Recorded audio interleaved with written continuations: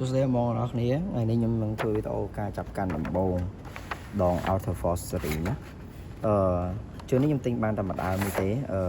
របស់ដែលខ្ញុំសាកគឺខ្ញុំអត់ទាន់បានថតឲ្យទេអញ្ចឹងអានេះខ្ញុំថតឲ្យបានខ្ញុំយកមកណាអានេះគឺលេខកូដរបស់វាលើសមុនមួយខ្ទង់គឺទៅសារការឆ្នាំ2025ហើយនេះអានេះគឺចេញឆ្នាំ2025នោះហ្មងណា Outer Force LC ស្អាតពណ៌លឿងសាច់របស់វាសាច់ពួក Interforce ស្តៀងគ្នាណាសាច់យ៉ាងស្តៀង Interforce អត់សាច់អត់ដូចពួក Viscaria ពួកអីទេខ្សែកាបោនអានេះខ្ញុំបានមកម្ដងនេះជា88ក្រាមស្អាតពណ៌នេះ handle វាស្រួលកាន់ ស្អាតមែនតើណាអញ្ចឹងបងដែលមានតម្រូវការអាចតាក់ទងមកបានអានេះយើងគ្រាន់តែធ្វើវីដេអូការចាប់កាន់ទេការនិយាយ review ផ្សេងយើងអត់ទាន់មានសមត្ថភាពអាចតែនិយាយពីវាវិញបានទេណាយើង